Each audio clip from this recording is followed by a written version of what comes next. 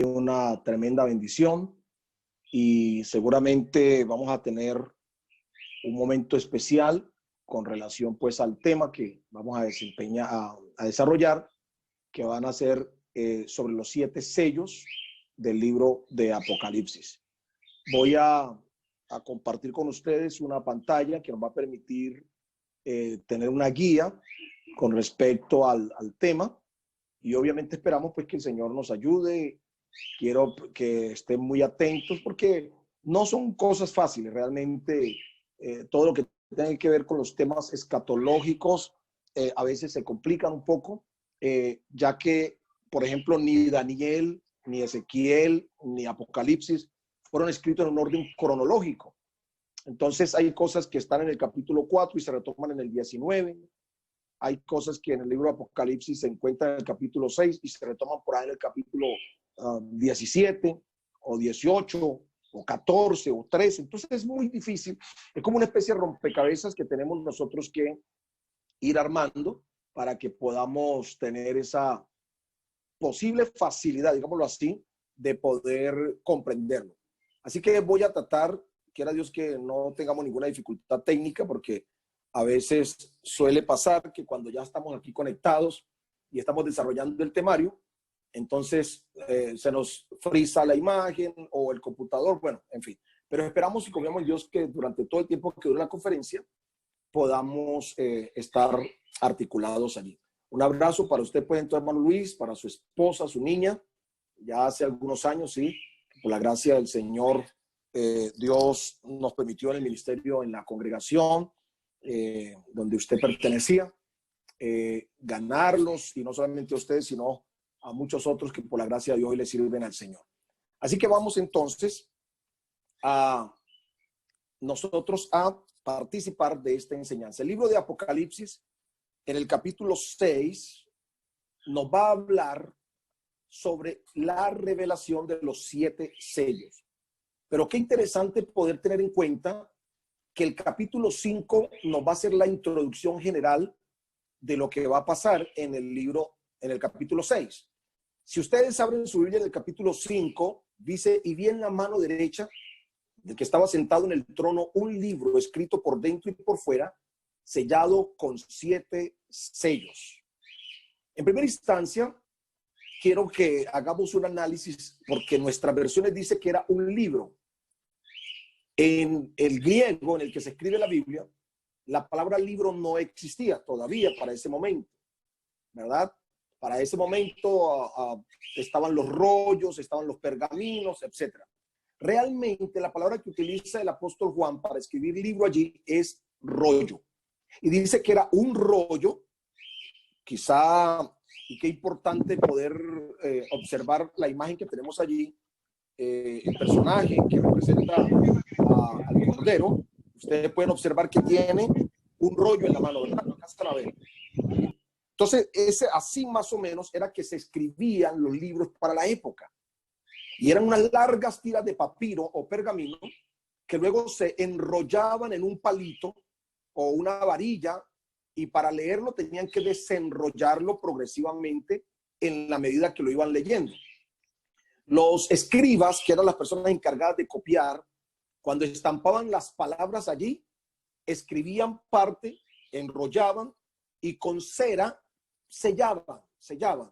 Luego escribían, seguían enrollando y otra vez con cera pegaban, así hasta que completaban los libros más importantes, los sellaban con esos 7 sellos. Teniendo esa imagen, imaginémonos el cuadro de Apocalipsis capítulo 5. Hay un personaje que está sentado en un trono, tiene un rollo en su mano. Alguien le pregunta a Juan que quién es digno de abrir el libro. Juan, pues imagínate, ha sido trasladado de la tierra al cielo a través de una visión, ¿sí? Estaba en la isla de Patmos, y ahora uno de los personajes que está allí le pregunta que quién era digno. Imagínate nosotros teniendo la respuesta de las cosas celestiales cuando todavía ni siquiera estaba escrita la Biblia como la tenemos nosotros hoy. Entonces Juan empieza a observar en todas las direcciones y se da cuenta que ni en el cielo, ni en la tierra, ni debajo de la tierra, ni a derecha, ni a izquierda, ni arriba, ni abajo, en ninguna parte había alguien que fuera digno de mirar el libro, tocarlo y ni siquiera era digno de abrirlo, ¿verdad? Y es allí donde Juan empieza a llorar. Bueno, nosotros no sabemos cuáles sean las razones reales por las que Juan decide llorar. Si es la tristeza de ver que nadie era digno de abrir los sellos, ni siquiera un ángel, ni un hombre, ni nadie, o era sencillamente porque él sabía que como el Señor ya en el capítulo 1 le iba a revelar tantas cosas, tal vez pensó que ese misterio que estaba viendo allí no le iba a ser revelado, ¿verdad? Pero lo interesante es que Juan, mientras llora desconsolado porque nadie podía mirar el libro siquiera, entonces hay un personaje que interrumpe el llanto de Juan y le dice, uno de los 24 ancianos que aparecen allí, no llores. Como quien dice, ¿qué te pasa, Juan? Cálmate. Has mirado en todas las direcciones, pero no has mirado en la dirección correcta. La pregunta es, ¿cuál era la dirección correcta? Porque lo primero que Juan ve es un trono y en el trono uno sentado, pero Juan no vio más nada. Solo cuando el personaje le llama la atención y le dice, mira, y señala, ese león que está allí es el que ha vencido y es el único digno de abrir el sello y de revelarlo, los sellos. Entonces, cuando Juan voltea a mirar otra vez hacia el trono, imagínense que él no encontró ningún león.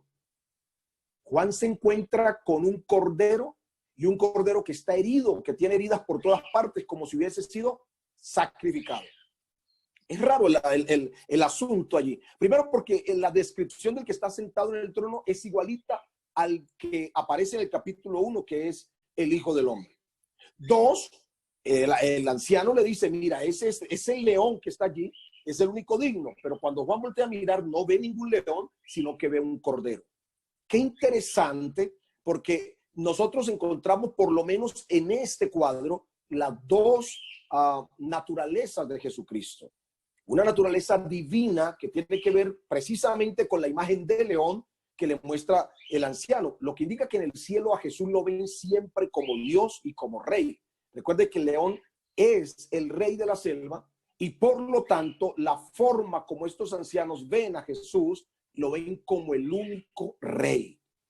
Pero cuando Juan lo ve, Juan solo observa a un cordero, dos animales antagónicos. Y esto lo hemos dicho muchas veces.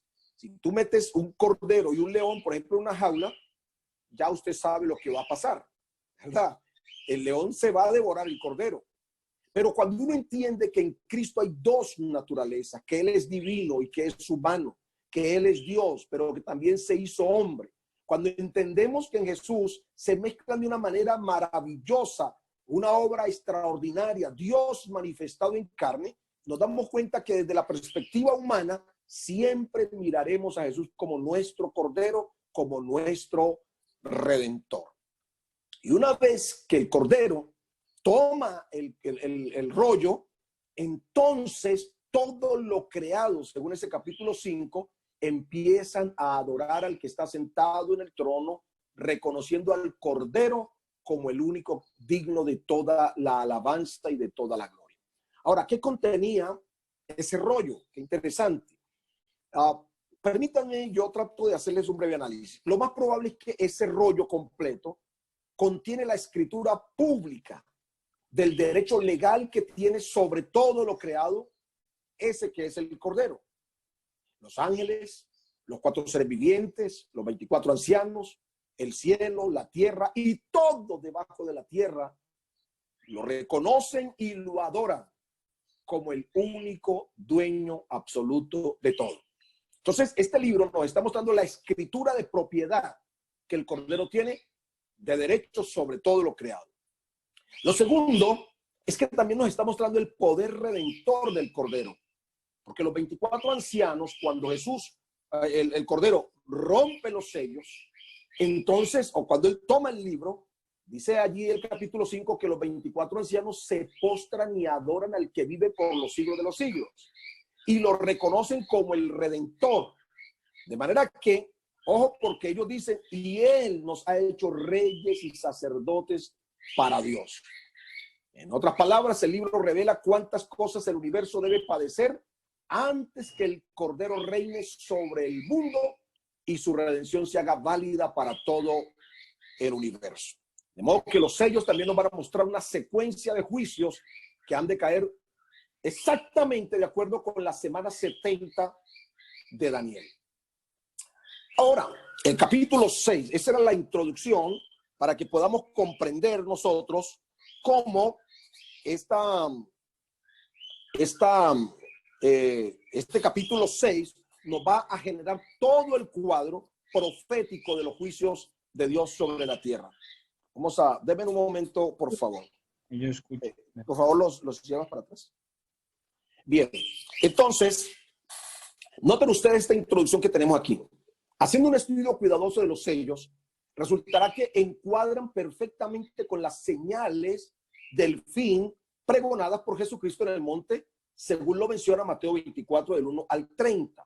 Allí Jesús predice que habrían hambres, guerras, terremotos, persecuciones, desórdenes celestes y la aparición del Hijo del Hombre viniendo en las nubes del cielo. Eso nos va a indicar a nosotros que el libro digamos, la revelación de estos sellos nos va a mostrar cómo de una manera secuencial se van a ir cumpliendo todas estas profecías que el Señor Jesucristo nos dio en Mateo 24. Ahora, ¿qué periodo abarcan los 7 sellos? El libro de Apocalipsis nunca nos va a hablar de los 7 años de los que todo el mundo ha hablado. Cuando hacemos el análisis de las 70 semanas de Daniel, todos decimos que la semana 69 culminó con la muerte de Cristo en el Calvario y que quedó pendiente una semana más. Lo extraño es que en el libro de Apocalipsis nunca se nos habla de un periodo de 7 años. Yo les invito a que revisemos el libro de Apocalipsis. Nos va a hablar, por ejemplo, de un periodo relacionado con 3 años y medio. Los textos literalmente nos van a hablar de 42 meses. Nos van a hablar de tiempos y la mitad de un tiempo. Es la misma medida que utiliza Daniel, amén, y que equivalen a 3 años y medio. Pero también nos va a hablar de 1260 días, que equivalen exactamente a 3 años y medio, tomando el calendario lunar con el cual funcionan los años en Israel. Para nosotros que tenemos el calendario solar, un año tiene 365 días, pero para los judíos un año tiene 360 días. 1260 días equivalen a 3 años y medio, que equivaldrían a la mitad de la semana 70 de Daniel. Es decir, que todos los eventos del capítulo 6 de Apocalipsis se van a dar en un periodo de 3 años y medio. Y ustedes se van a dar cuenta, lástima, pues a veces el tiempo no nos permite, y esto son enseñanzas que me he demorado hasta 3 meses en algunas congregaciones enseñándolo. Aquí vamos a tratar de hacerlo en 1 hora, volando un poquito, pero por lo menos a generar el deseo en ustedes de que puedan profundizar un poco más leyendo estos capítulos del libro de Apocalipsis. Ahora, entonces tenemos aquí el primer sello. Vi cuando el Cordero abrió uno de los sellos y oí a uno de los 4 seres vivientes decir como con voz de trueno: ven y mira. Y miré, y aquí un caballo blanco, y el que lo montaba tenía un arco, y le fue dada una corona, y salió venciendo y para vencer. Noten ustedes que cuando el Cordero rompe el primer sello, en presencia de Juan, se escucha la voz de uno de los 4 seres vivientes con una voz de trueno y con una fuerza, con autoridad, que dice: ven. La versión Reina Valera, que es la que nosotros manejamos, añade una frase que dice y mira. En el griego no aparece, y en otras versiones más antiguas tampoco aparece la palabra y mira. O sea que parece que lo que se le dice, lo que dice el ser viviente simplemente es ven. Y eso es una orden, no para Juan, sino para el jinete que va a salir primero de acuerdo al orden que tiene ese capítulo.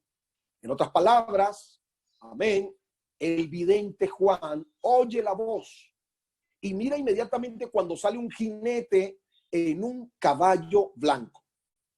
A ver, primero, el caballo siempre ha sido símbolo de guerra por su fuerza, por su rapidez y lo efectivo que fue en otros tiempos para las guerras, cuando no existían toda esta parafernalia que tenemos hoy, carro tanques, aviones y todas estas cosas.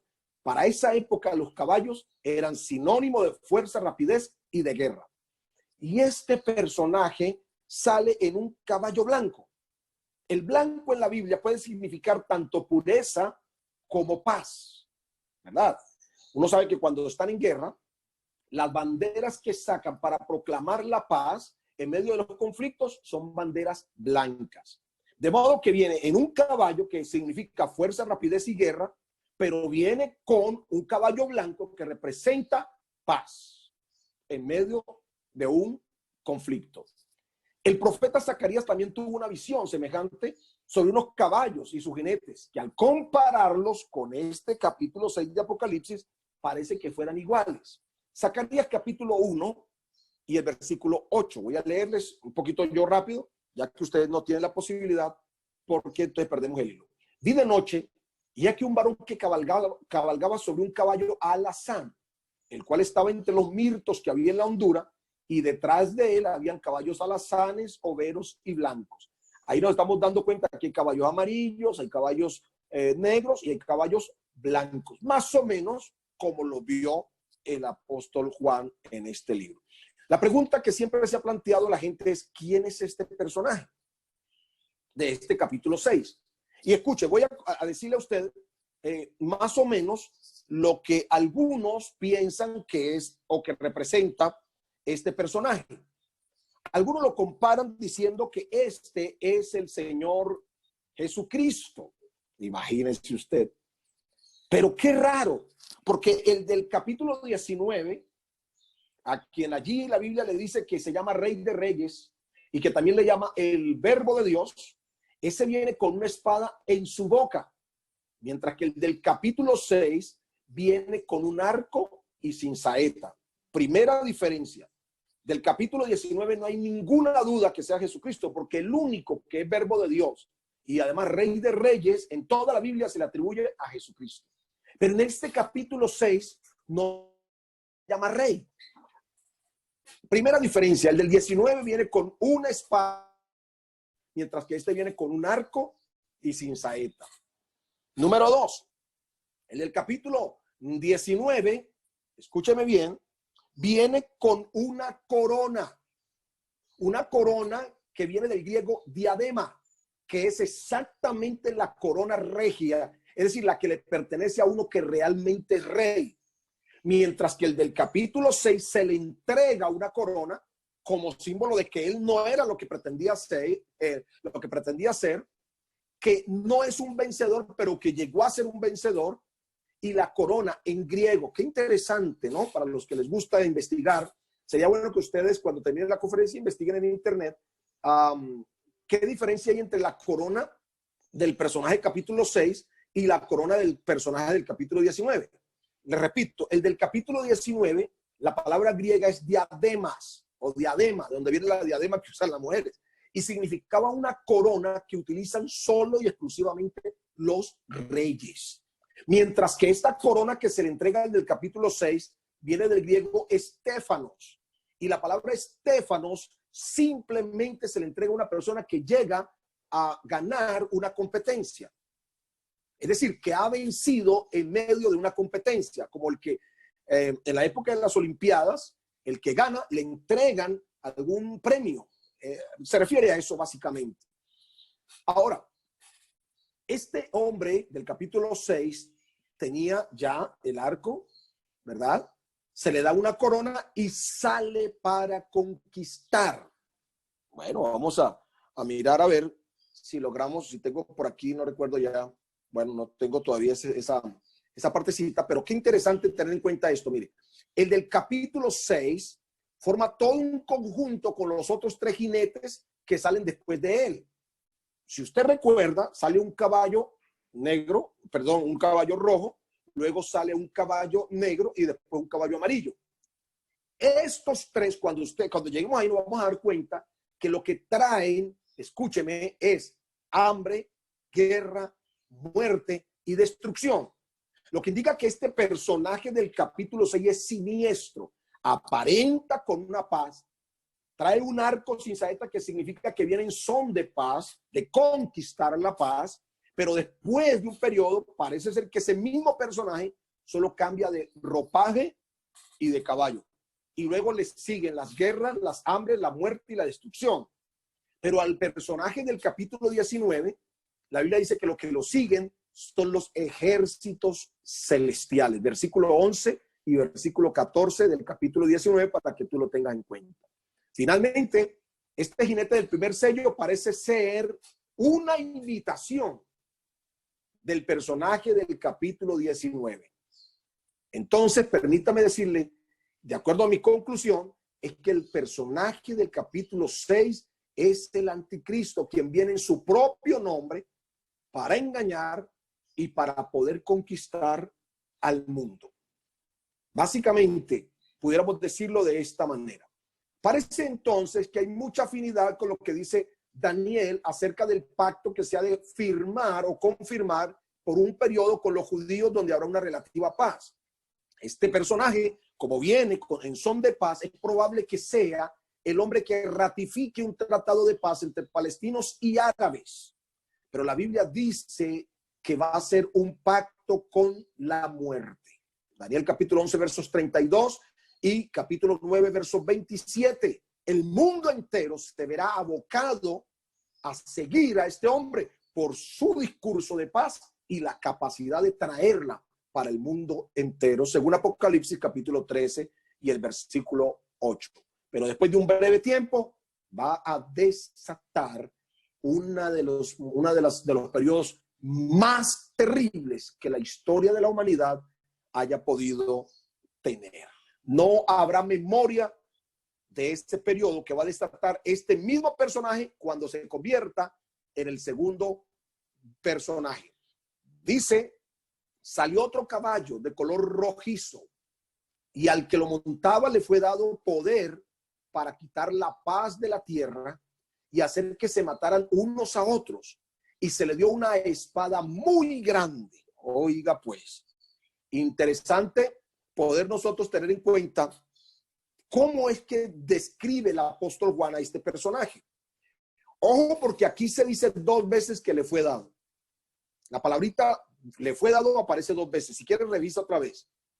En el versículo 4, le fue dado poder y se le dio una espada. Es decir, que no tiene en sí mismo poder y tampoco tiene de sí mismo una espada. Le han sido entregados. Es decir, como quien le entrega una autoridad para que pueda operar durante un periodo de tiempo. A diferencia de Jesucristo, que claro está, cuando Él resucita dice, toda potestad me es dada arriba en el cielo y abajo en la tierra. Toda potestad. Pero recuerde que Jesús es Dios manifestado en carne y en su condición de humano, Él se sujeta al tiempo, se sujeta al proceso de desarrollo porque crece, se desarrolla, llega a ser un adulto y muere, pero también resucita. Pero Él como Dios tiene toda la autoridad. Apocalipsis 1, versículo 8 va a decir que Él es el Todopoderoso, a diferencia de este personaje. Ahora bien, este personaje parece, de acuerdo a lo que estamos mirando y la secuencia, parece ser el mismo personaje del caballo blanco de ese capítulo 6. Y esas 2 veces que se manifiesta que se le dio, indica entonces que se le va a permitir hacer todo lo que la Biblia dice que va a hacer este personaje. Ahora, lo primero que encontramos es que se le entrega una espada y quita la paz que consiguió, la paz que él mismo forjó, ahora la quita, la va a quitar de medio de la tierra. Oiga, y proclamará fuerte guerra, porque la espada es símbolo de guerra. Para que se cumpla Mateo 24, versos 4 y 5. Cuando uno mira Mateo, hemos dicho que son las señales antes del fin. Y sí, las hemos visto, pero realmente Mateo 24 se va a cumplir mucho más en estos días que este personaje gobernará la tierra. Jesús dijo, mirad que nadie os engañe, porque vendrán muchos en mi nombre diciendo yo soy el Cristo, y a muchos engañarán. Y oiréis de guerras y rumores de guerras. Increíble. Parece ser entonces que este segundo sello revela lo que el anticristo hará una vez conquiste el mundo entero. Habrá una tensión de guerra y desconfianza tal que entre los mismos hombres, al desconfiar uno del otro, dice allí, se matarán entre sí. Alguien pudiera preguntarme, pastor, bueno, y listo, sí, está bien, pero ¿y entonces con el periodo que estamos viviendo qué? Bueno, al final yo voy a dar mi conclusión, pero yo quiero adelantarme. Lo que estamos viviendo hoy es un simulacro. Un simulacro. Donde se están observando muchas cosas, cómo se mueve el mundo frente a una situación como la que estamos viviendo hoy. Porque pandemias hemos tenido a lo menos a lo largo de la historia, pero no antes. En la historia de la humanidad, el mundo entero se había detenido. Nunca. Nunca es nunca. Nunca antes 190 países habían cerrado fronteras. Nunca. Nunca antes el 80% de la población mundial había estado confinada en sus casas, resguardados en cuarentena. Jamás. Imagínate entonces en un periodo de tensión, cuando el caballo rojo empiece a cabalgar y se desate la desconfianza entre los seres humanos, el vecino con el vecino, y que nadie puede estar tranquilo porque se quitará la paz y hará que se maten unos con otros, además de esa tremenda espada que se le entrega. Y ojo, porque la espada es símbolo de agresión física y ha sido el símbolo universal de la guerra y del derramamiento de sangre. El color rojo también ha sido símbolo de la sangre. Ahora, llama la atención que el texto dice que se le entregó una gran espada. La palabra griega makaira megale significa una espada mega, es decir, grande, gigante, indicando que va a tener autoridad para hacer cacería, un asesinato encarnizado de masas. Es decir, que lo que hizo Adolf Hitler con su Segunda Guerra Mundial, en la que murieron alrededor de 22 millones de personas y 6 millones de judíos fueron martirizados por la espada de Hitler, eso va a ser una caricatura frente a lo que el anticristo va a desatar en los próximos meses, días o posiblemente los poquitos años que vienen. Y digo próximos días porque de acuerdo a la situación que estamos viviendo es probable que estemos viviendo ya la antesala del arrebatamiento. Es probable. Así que la cosa, como decía mi mamá, el palo no está para hacer cucharas. Hay creyentes que todavía están jugando con su salvación y ahora con esta situación de cuarentena, todo el mundo resguardado, que los únicos medios que tenemos para hacer nuestros cultos son estas nuevas tecnologías y las redes sociales. Y algunos están relajados en su casa y miran el culto como verse un programa de televisión sin participar activamente. Bueno, aquí hay que participar activamente porque es la forma que le estamos celebrando el culto al Señor.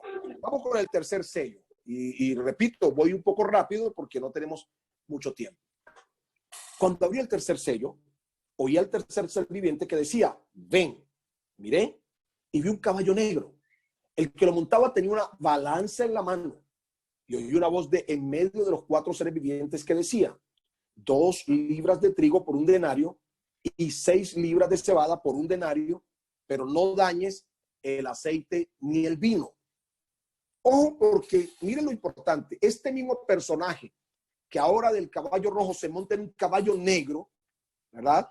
Viene con una balanza.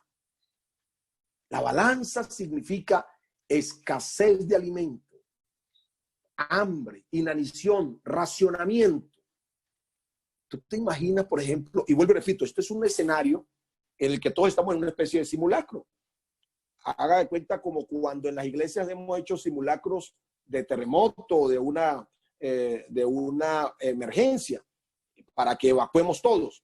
O cuando en un hospital hacen un simulacro y todo el mundo tiene que salir ordenadamente guardando todos los protocolos de seguridad para alcanzar la supervivencia. Esta pandemia con su cuarentena y todo lo que estamos viviendo, repito, es solo un simulacro. ¿Cómo se comporta la población cuando tiene hambre? Estos días que han pasado, estas 4 o 5 semanas, pues bueno, poquito, pero algo se ha repartido. Incluso nosotros las iglesias hemos hecho unos esfuerzos ingentes hemos hecho votos, hemos buscado en cualquier parte y hemos repartido unos mercaditos por ahí a los hermanos. El gobierno mismo se ha metido la mano al drill, como decimos, se ha tratado, pero ya se está acabando.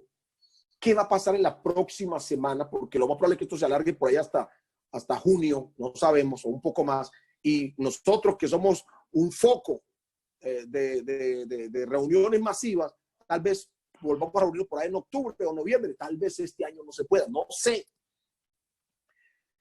Pero las próximas semanas que ya se acabe la provisión de la gente, ¿qué va a pasar? El día de ayer, creo, un grupo de uno de los barrios de aquí de Cali se tomó uno de los nuevos puentes, exigiendo víveres para poder sobrevivir en medio de la pandemia, en su confinamiento. Pero si no hay comida, ¿qué va a hacer la gente? Vamos a mirar, usted escuchará las noticias, la gente se va a abocar a la calle, porque la gente dice, prefiero que me mate el COVID y no que me mate el hambre. Eso va a ser terrible. Fuera de otros que a lo mejor su alternativa será hacer saqueos. Vas a ver las noticias. Si esto está ocurriendo ahorita, que no están cayendo los juicios de Dios todavía sobre la tierra, que el día de Jehová no ha llegado, que el día de la ira del Cordero no ha llegado, ¿cómo serán esos días cuando este personaje venga con la balanza? ¿Tú te imaginas? El caballo negro representa el poder de las tinieblas reinando sobre el mundo, lo que indica que las gentes y el mundo entero quedará sumido en las más densas tinieblas, a merced de lo que la Biblia llama el hijo de perdición o del malo. Este señor que aparece en este capítulo trae una balanza en la mano, dando a entender que la escasez va a ser real. No habrá alimentos, habrá escasez total. Y yo quiero rápidamente comentarles porque aunque ahorita estamos en confinamiento y toda la cosa, en Colombia nosotros no hemos vivido lo que viven realmente en otras partes del mundo. Por ejemplo, en algunas regiones de África y de la India, donde la gente se muere literalmente de hambre. En África han habido hambrunas colectivas. En el año 1970 murió 1 millón de personas de física hambre en una región llamada Biafra. Y se dice que en ese año murieron más de 3 millones de personas a causa del hambre en todo el planeta. Y esto demuestra entonces que el mundo se está abocando a un periodo de carencia y racionamiento con crueldad. En esa probablemente se volverá a cumplir lo que dijo la Biblia en el libro de Lamentaciones, capítulo 4, verso 9. Más dichosos fueron los muertos a espada que los muertos por el hambre, porque estos murieron poco a poco por falta de los frutos de la tierra. Oye, hermano, definitivamente lo que viene para el mundo, lo que se está respirando en el ambiente, esto que estamos viendo es solamente un pequeño preludio para que la iglesia entienda de qué será que Dios la va a librar. Ahora el texto nos dice que se venderán 2 libras de trigo por 1 denario. 1 denario era el valor que se le pagaba a un trabajador por un día. Es decir, era el salario mínimo legal diario vigente para la época. Era el jornal de un trabajador. Es decir, que yo no sé cuánto estará un salario mínimo de un día. Colombia, la verdad no sé. Pero lo que una persona normalmente se gana trabajando en una empresa por un día, eso será lo que va a valer 2 libras de trigo. Y 6 libras de cebada, lo dice allí.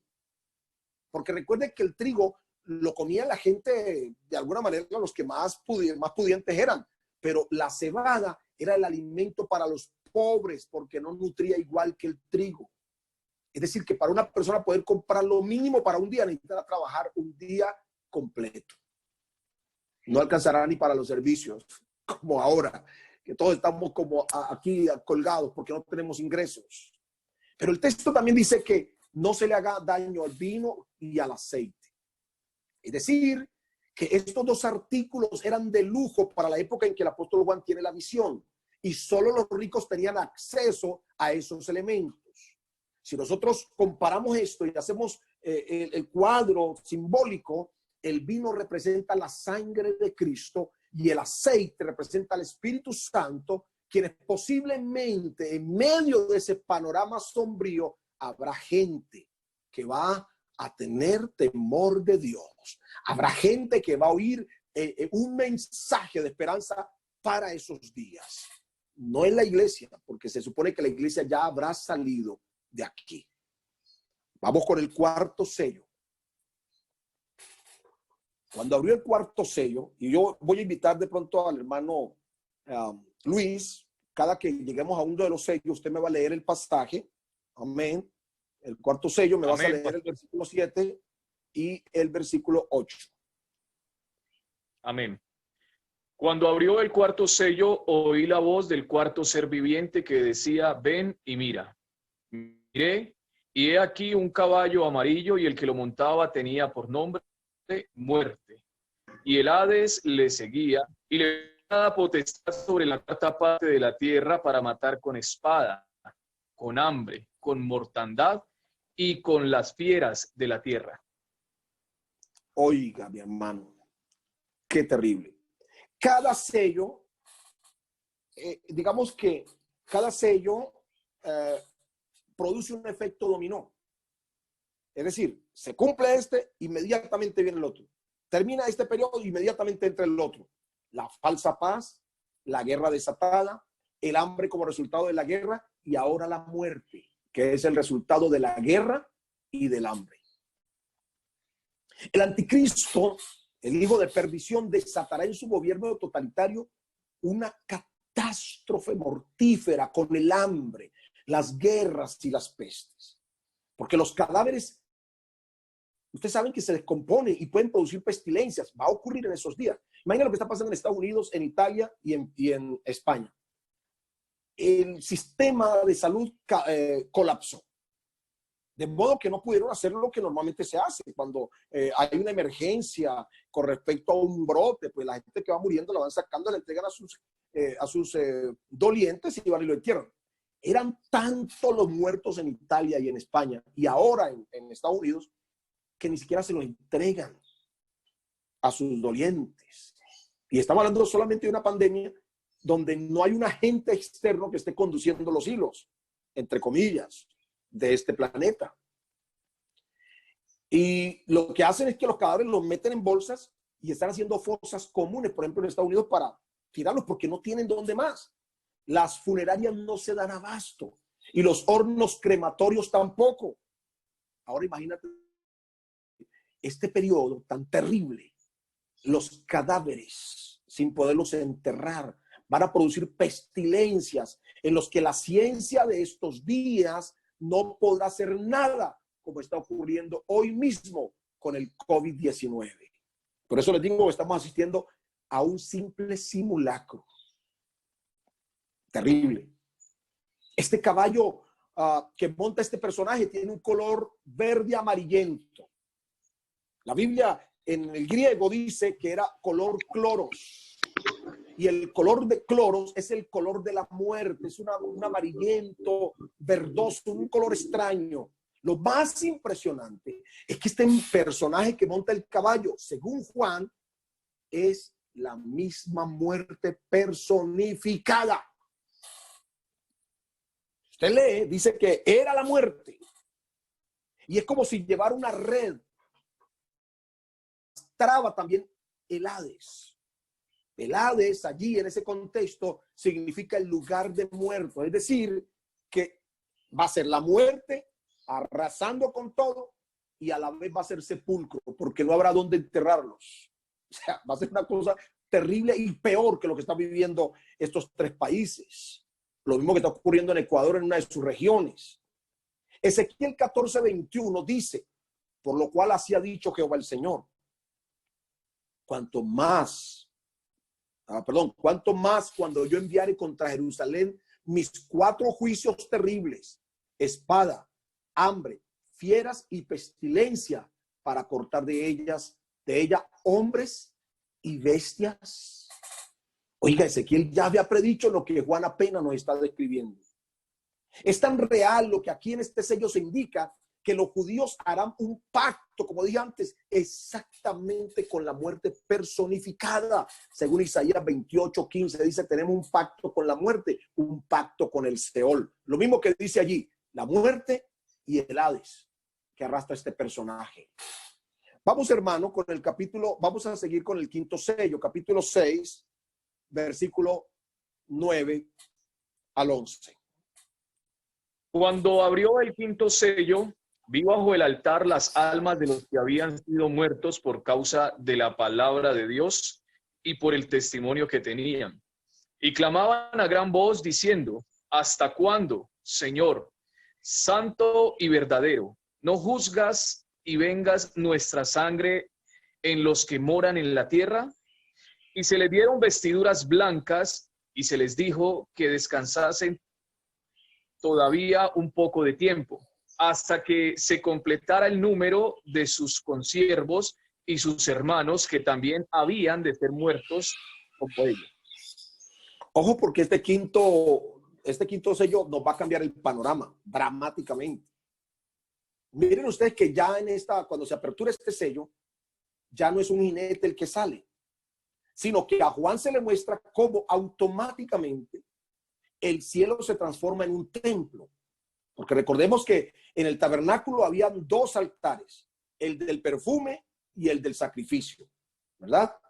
Y al parecer, este pasaje nos está hablando del altar del sacrificio, porque nos está hablando de los muertos por causa del testimonio del Señor, lo que indica que su muerte por martirio es vista desde el cielo como un sacrificio en el altar.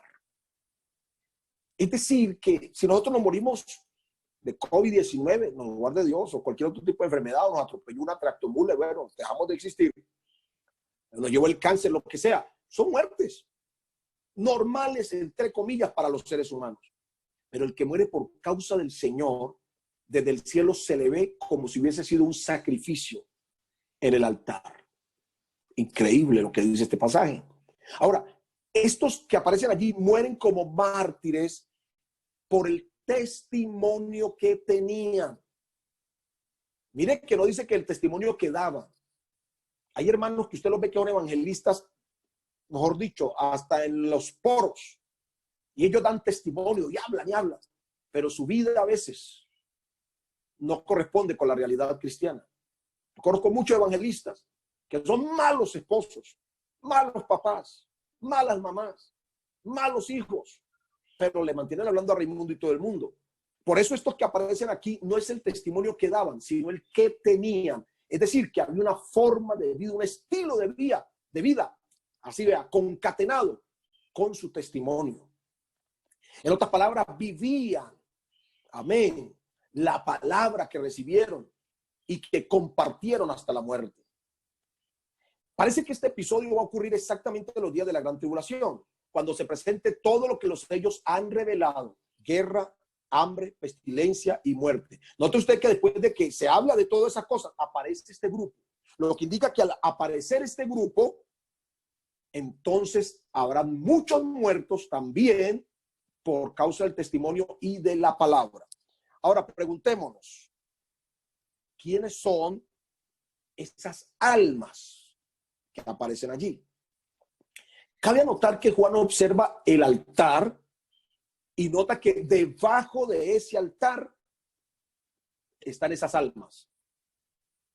Me puse a investigar un poco y hoy me atrevo a decir que cuando se habla de alma, aunque escúcheme, no está hablando literalmente de lo que voy a decir, pero parece que es el contexto en el que se escribe, es la realidad sustancial de lo que Juan quiere decir. Lo que él vio realmente fue la sangre que era derramada de esas personas, la sangre que fue derramada de esas personas. Si nosotros leemos Levítico capítulo 4, verso 7, cuando el sacerdote ofrecía el sacrificio, tenía que untar los 4 cuernos del altar con sangre y el resto de la sangre tenía que echarla al lado o al pie del altar, que obviamente al correr caía bajo el altar. En este caso, estos mártires, escúchenme bien, han derramado su sangre y Juan ve su sangre. Si se observa el capítulo 17, verso 6 de Apocalipsis, la gran ramera está ebria, borracha de la sangre, dice allí, sangre, de los mártires. Y si leemos Apocalipsis 19:2, cuando Dios castiga a la gran ramera, dice el texto que la juzga por la sangre de sus siervos que fueron martirizados. Es decir, que murieron como mártires, porque ella se halló culpable. Por lo tanto, lo que vio Juan es la representación de la vida de estos mártires. Amén. Ahora usted dirá, pero bueno, ¿y estos mártires quiénes son? Bueno, no son la iglesia. Porque creo firmemente que habrá mucha gente que se va a convertir en medio de la tribulación. Se negarán a adorar a la bestia, a su imagen, no recibirán su marca y por lo tanto serán perseguidos y martirizados, según Apocalipsis capítulo 13, versos 15 al 17. Pero este grupo no pertenece a la iglesia, debido a que ella habrá sido levantada tiempo atrás. Si nuestra interpretación es correcta, en el capítulo 4, verso 1, a Juan se le dice, sube acá. Y al instante él estaba en el espíritu, en el cielo. Y Juan ahí parece que estuviera representando la iglesia. Capítulo 4, porque en el capítulo 1 se mira la majestad del Hijo del Hombre. En el capítulo 2 y 3 se mira la historia de la iglesia. Pero en el capítulo 4 Juan es trasladado al cielo. Antes de que todos los sellos se rompan y todas estas cosas, Juan es trasladado al cielo, indicando probablemente que Juan representa a la iglesia. Entonces, ¿quiénes son estos martirizados? Bueno, probablemente son ese poco de personas. Si leemos el capítulo 7 más adelante, se va a dar cuenta que hay una gran multitud la cual nadie podía contar. Y son los que salen de la gran tribulación. Las personas que nunca entendieron el evangelio, que nunca comprendieron lo que era la palabra de Dios, esa gente tendrá esa oportunidad durante esos días. Obviamente que sé que muchos no estarán de acuerdo conmigo, pero es mi postura de acuerdo al estudio que he hecho cuidadosamente de estos pasajes, ¿sí? Porque si usted lee Apocalipsis capítulo 7, verso 9, es una multitud de todas las etnias de la tierra, de todas. Y literalmente se han salido de la gran tribulación. Así de sencillo, de la gran. No de grande tribulación, porque la iglesia se ha pasado por grandes tribulaciones. Allí el artículo definido, el artículo la determina un sustantivo propio, la gran, única tribulación. Eso lo miraremos un poquito más adelante. Ahora, ¿qué es lo que están pidiendo esas almas?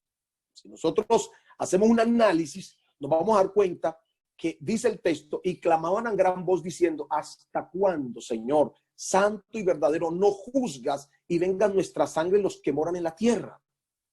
Lo primero que yo reconozco es que al personaje a quien se dirigen es el amo, dueño y señor de todo.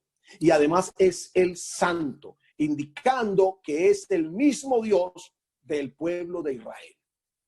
Interesante. Ahora, la pregunta de ellos es como la exclamación de alguien que pide vindicación.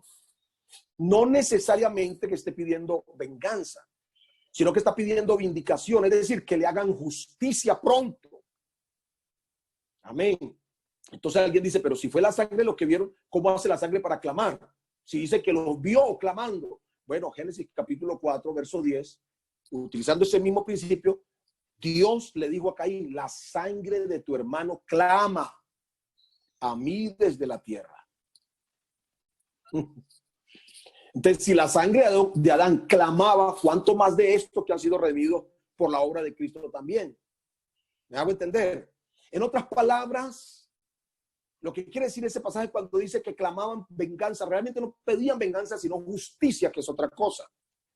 Si se persigue y si se somete a dificultades y finalmente se mata al pueblo de Dios y Dios guarda silencio ante la tragedia de sus escogidos, quedaría entonces su justicia y su poder en entredicho. De allí la urgencia que estos piden de obrar a favor de su santo nombre, porque ellos dicen por causa de tu nombre, por tu santo nombre. En otras palabras, lo que están diciendo es Dios. ¿Y qué? Nos mataron y las cosas van a seguir así. ¿Cuándo usted va a administrar justicia? Esto le pasa a uno, ¿no? David en el Salmo 42 decía, Dios mío, ¿cuándo vendré y me presentaré delante de tu casa? Porque todos los días me dicen, ¿dónde está tu Dios? ¿Hasta cuándo?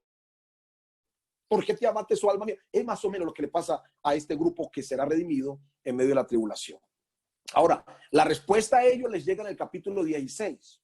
Si están pidiendo justicia, el capítulo 16, el versículo 5 al 7, hermano Luis, por favor, me ayuda a leer. Capítulo 16, versículo 5 al 7 de Apocalipsis. 16 del 5 al 7.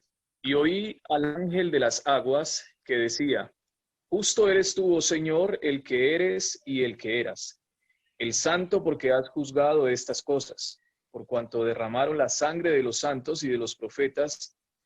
También tú les has dado a beber sangre, pues lo merecen.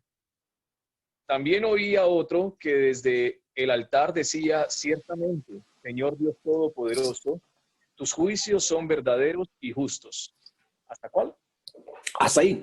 Noten ustedes que cuando se derrama la tercera copa, porque usted le está hablando de la tercera copa, amén, de juicio, cuando se derrame la tercera copa como el castigo para los hombres, allí literalmente va a ser el castigo justo por matar a los santos y a los profetas. Y si me lees el capítulo 19, versículo 2, va a corroborar eso mismo.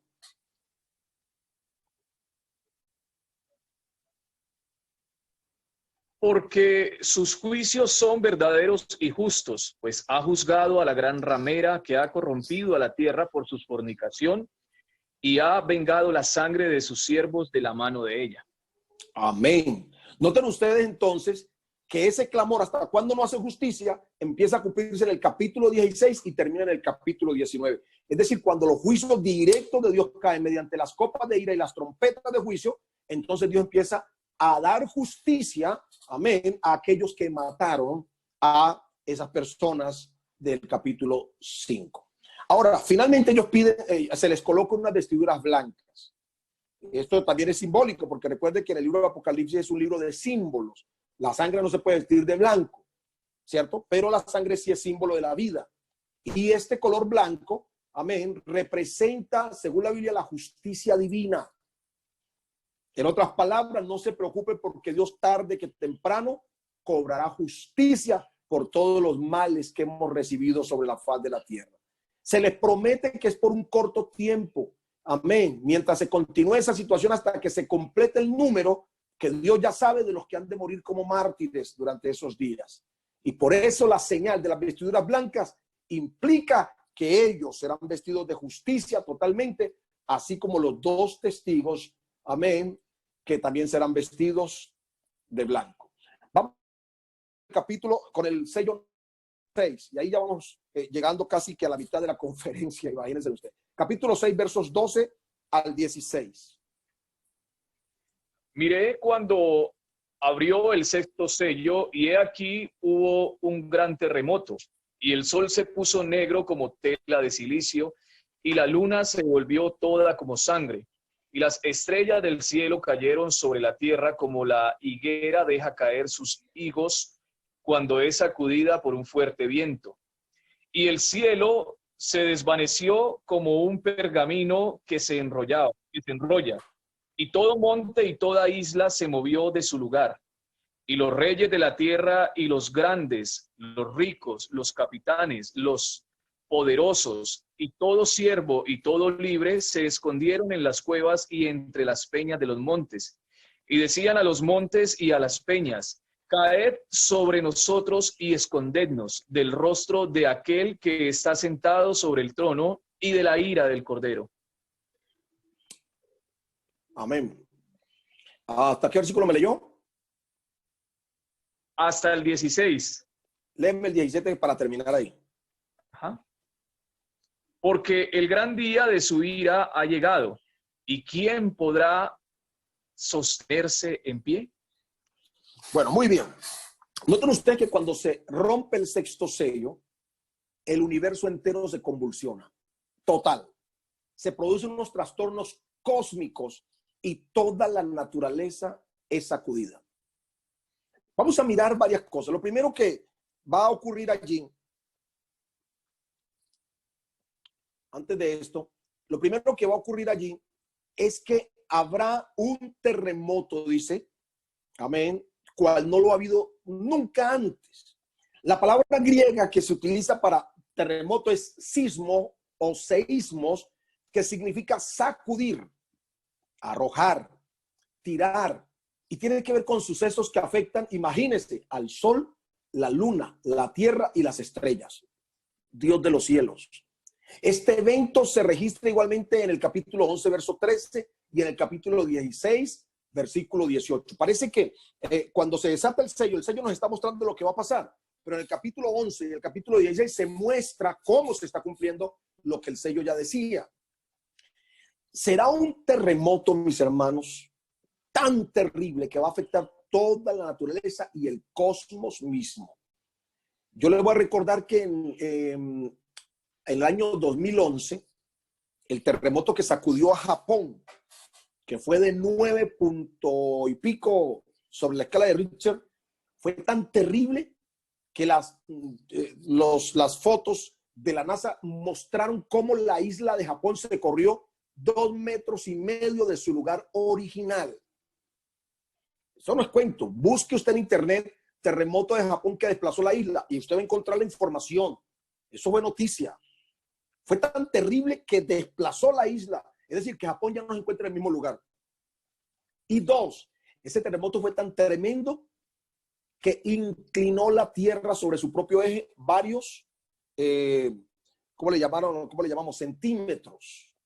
Lo mismo ocurrió con el terremoto del 2010 de Chile, que fue de 9.7, algo así, no recuerdo bien, en la escala de Richter. Y óigame bien, fue tan terrible el terremoto que inclinó 17 centímetros sobre su propio eje a la Tierra. O sea, para que usted sepa que esto que está diciendo aquí va a ser no sé cuántas miles de veces más poderoso que esos terremotos que han pasado. En segundo lugar, va a haber un eclipse de sol. Dice el texto que el sol se puso negro como tela de silicio. Y el silicio era un saco negro que al llevarlo puesto era signo de duelo o de lamento. En el capítulo 50 de Isaías, verso 3, se profetiza este mismo fenómeno celestial. Y posiblemente será la consecuencia de la humareda que produzca el terremoto lo que hará que el sol se oscurezca. ¿Cómo irá a ser de espantoso y de terrible? Otra cosita que va a ocurrir es que la luna será herida. Yo estaba mirando aquí y permítanme, yo miro un momentico acá la imagen, a ver, bueno, voy a dejárselas allí, pero todavía no hemos llegado. La luna será herida, dice allí, la luna se volverá toda como sangre. Es decir, que las consecuencias de lo que pase con el sol evidentemente va a afectar de alguna manera la luna en relación con la tierra. Amén. Puede ser un eclipse de esos que llaman eclipse de luna, luna de sangre. Yo nunca en mi vida había escuchado eso. Hasta hace unos 10 años para acá que hemos empezado a oír hablar de las lunas de sangre. O sea, yo nunca en mi vida había visto o escuchado eso, pero ahorita es tan común las lunas de sangre, es decir, cuando la luna se torna rojiza. Y eso obviamente tiene una explicación científica. De modo que este terremoto va a oscurecer el sol y va a volver la luna roja. Dios mío, escúcheme esto. Según Juan, procura describir lo que ve. Él usa unas palabras que realmente se quedan cortas frente a la devastación que ocasiona este cataclismo. Esa luna color rojo intenso, color sangre, está representando algo muy terrible que estaría ocurriendo. Sería espantoso, hermanos, estar presente cuando ocurra ese fenómeno. Pero también va a haber una lluvia de meteoros. Yo lo estoy interpretando de esta manera, porque dice que las estrellas del cielo caerán sobre la tierra, como la higuera deja caer sus higos cuando es sacudida por un fuerte viento.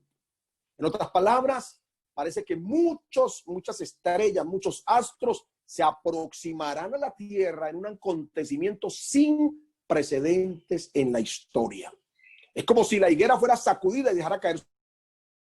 Este terremoto será tan terrible que va a sacudir el mismo cielo de tal manera que se van a desprender estos astros de sus propias órbitas y descenderán a la tierra a velocidades increíbles, tal vez produciendo problemas muy serios sobre la faz de la tierra. Luego entonces, como ustedes ven allí la imagen, el cielo se replegó como un pergamino, se enrolló como un pergamino, amén, y todo monte y toda isla fueron removidos de su lugar. Permítame, yo bautizo ese pedacito diciendo que habrá un vacío en el espacio.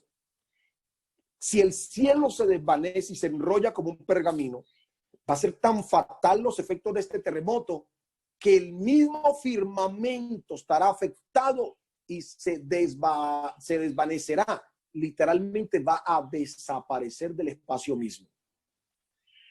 Dios mío, el apóstol Pedro dice que los cielos encendiéndose serán quemados.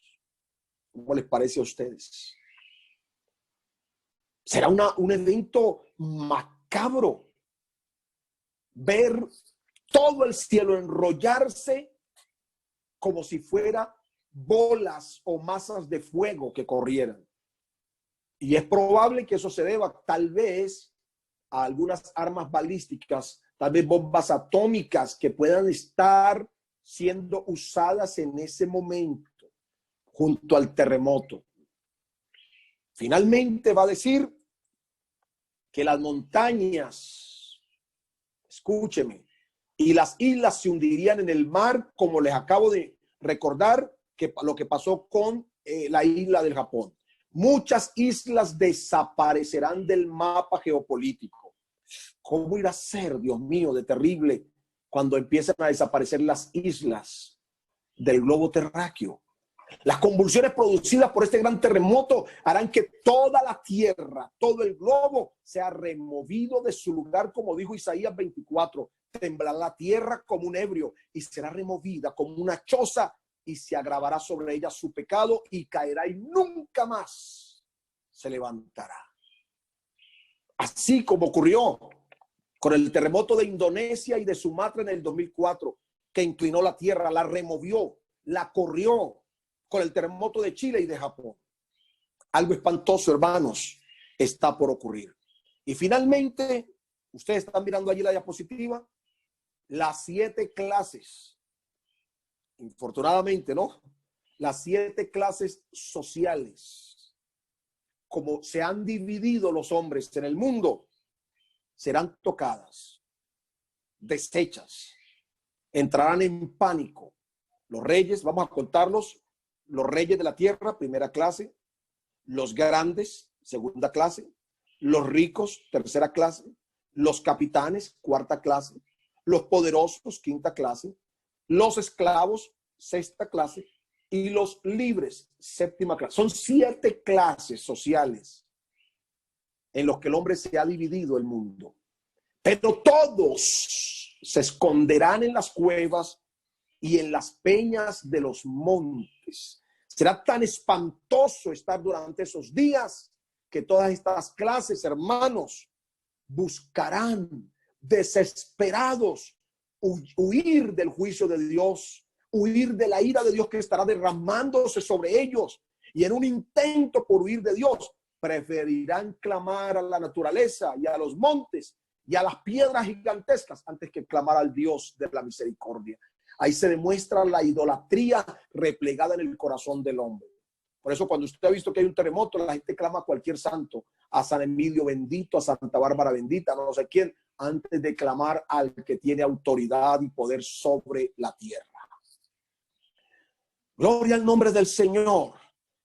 Vamos entonces con la siguiente diapositiva. Voy un poco rápido, esto sería como para uno poder trabajarlo cuidadosamente cada domingo, mostrando diapositivas, ampliar y profundizar. Pero mis hermanos, la cosa será terrible para esos días. Yo puedo preguntarme en esta noche, ¿será que habrá una explosión nuclear durante esos días? Si usted mira esa imagen, mire lo que ellos están, lo que dice la imagen, decían los montes caer y todo lo demás. Es probable. Por eso digo, tal vez algunas armas balísticas como bombas atómicas pudieran verse afectadas y explosionar durante el terremoto. Pero vamos entonces a avanzar. El capítulo 6 termina con el 6º sello. Y luego viene el capítulo 7. En el capítulo 7 no se nos habla de ningún sello, pero se nos habla de 2 grupos.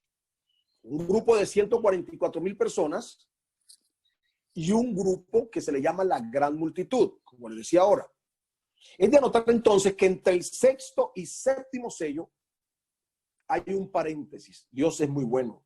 Siempre, si la teoría de las dispensaciones es válida, siempre entre dispensación y dispensación, a pesar de que terminan con un juicio, Dios siempre hace un paréntesis para dar gracia, para poder permitirle a los hombres un espacio de arrepentimiento y de perdón. Entre el sexto sello y el séptimo hay un paréntesis para que hayan dos multitudes que puedan salvarse. Esa multitud de los 144,000 son de las tribus de Israel. Están reconocidos porque allí mismo literalmente los nombra. Aunque falta la tribu de Dan y la tribu de Efraín. La tribu de Dan fue la que estableció la idolatría en el pueblo y la tribu de Efraín fue la que mató y masacró toda una tribu por allá. Y por eso parece ser que no ingresan aquí, sino que entran los dos hijos de José. Bueno, porque algunos preguntan que por qué no aparecerán las dos tribus. Entonces imagínense que estos 144,000 son sellados. Dice que con el sello de Dios. Algunos piensan que el sello del Espíritu Santo. Bueno, no, realmente el texto no lo dice. Pero también la Biblia dice por acá en 1 Timoteo 2, creo que es, dice, conoce el Señor a los que son suyos y teniendo este sello. Conoce el Señor a los que son suyos y aparte de iniquidad todo aquel que invoca el nombre de Cristo. Probablemente puede ser el nombre del Señor que será puesto sobre ellos, es decir, bautizados en el nombre de Jesús durante esos días. Probablemente. Y los otros, la gran multitud del capítulo 7, verso 9, serán una tremenda cantidad de personas que van a oír el evangelio del reino de aquellos días. Amén, del reino, el evangelio del reino, que se va a proclamar probablemente por los 144,000, porque algunos le están buscando función a los 144,000. Ellos lo que van a proclamar el evangelio del reino. Lo mismo que los dos testigos. La Biblia dice que los dos testigos pregonaban, hablaban del juicio. El evangelio del reino en este caso es el reino del juicio también. Amén. O el mensaje del juicio, porque se va a mostrar que solo hay un verdadero rey, que es Cristo, y no el anticristo. Pero mucha gente oirá ese mensaje, prestará atención y se volverán a Cristo. Amén. Por eso en el capítulo 14 de Apocalipsis usted va a encontrar los 144,000 con el Cordero. Parece que van a ser muertos a causa del testimonio también. Y esa gran multitud va a ser el resultado de la predicación. Ahora, note usted un detalle que le invito a que usted lo lean en su casa. Este capítulo 7. Van a notar un detalle. Esa gran multitud está de pie ante el Cordero y tienen palmas en las manos. Algunos escatólogos dicen que la iglesia está representada en los 24 ancianos que están sentados, que representan los salvos del Antiguo y los salvos del Nuevo. Bueno, puede ser, pero están sentados indicando que ya terminaron la labor. La iglesia, una vez sea arrebatada, va a entrar ante el tribunal de Cristo para recibir las recompensas de lo que hicieron o no dejaron de hacer como mayordomos y como servidores del Señor. Y luego entran a las bodas del Cordero, lo que indica que terminaron su labor. Ellos estarán sentados como quien ha terminado la labor, pero estos están de pie. Lo que indica también que la gran multitud que sea salva en medio de la tribulación ya no pertenecen a la iglesia, sino a un grupo adicional a quienes Dios en su gracia también los salva. Gloria al nombre del Señor. De modo que, hermanos, para la pregunta, ¿hay salvo en la tribulación? Claro que sí lo va a haber. Aunque realmente Dios se va a volver directamente al pueblo de Israel. Es decir, que Dios tratará con ellos. Por eso la gran tribulación serán días de retribución para Israel. Apreturas para Jacob, dice la Biblia. Pero como siempre, ahora estamos en el periodo de la iglesia, pero todo judío que crea el mensaje se salva. Dios volverá a Israel, pero algunos gentiles que crean se salvarán. Y yo hago un paréntesis. Por favor, hermano, no haga lo que muchos creen. Hay creyentes que dicen, pues si no me salvo ahora, hermano, de la gracia, entonces la gran tribulación que me corten la cabeza. No. Porque si usted no es capaz de ser fiel ahora, que es tan fácil, que lo único que Dios le pide es que viva para Él. Justicia, misericordia, verdad.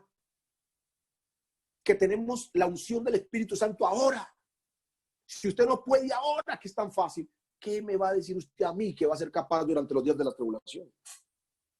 El creyente que razona de esa manera ya está condenado, está perdido. Tiene que arrepentirse hoy. Porque le voy a decir algo. ¿Por qué los que se queden no tendrán chance de salvación? Ay, Dios mío. Que Dios nos guarde. Que Dios te guarde, que Dios me guarde. Pero los creyentes que se queden, los bautizados en el nombre y todo lo demás, que se queden, parece que no hay oportunidad. Porque la carta a los hebreos va a decir que ellos pisotearon al Hijo de Dios, tuvieron por inmunda la sangre del pacto con la cual fueron lavados e hicieron afrenta al Espíritu de gracia. Nadie que haga esas tres cosas podrá ser salvo. El que se queda es porque tuvo en poco a Jesucristo. El que se queda es porque afrentó al Espíritu Santo. El que se queda es porque pisoteó la sangre del Señor. ¿Y usted cree que haciendo de cortar la cabeza va a ser salvo allá? Imposible. Eso es para la gente que no ha conocido a Cristo. Hoy hay gente que está, millones de personas en incredulidad y probablemente durante esos días puedan creer y para ello hay oportunidad. Pero para el que se quedó, su propio infierno será la conciencia. Que Dios nos libre. Yo quisiera que usted allí donde está levante sus manos un momento y le diga: Señor Jesús, líbrame de quedarme en esta tierra. Por favor, líbrame de quedarme. Dígalo otra vez, dígaselo ahí a su hermano, a su familia. En el nombre de Jesús, Señor, líbranos de irnos a quedar en esta tierra, porque será muy terrible lo que viene. Y vamos con el séptimo sello, por favor. Capítulo 8, verso 1.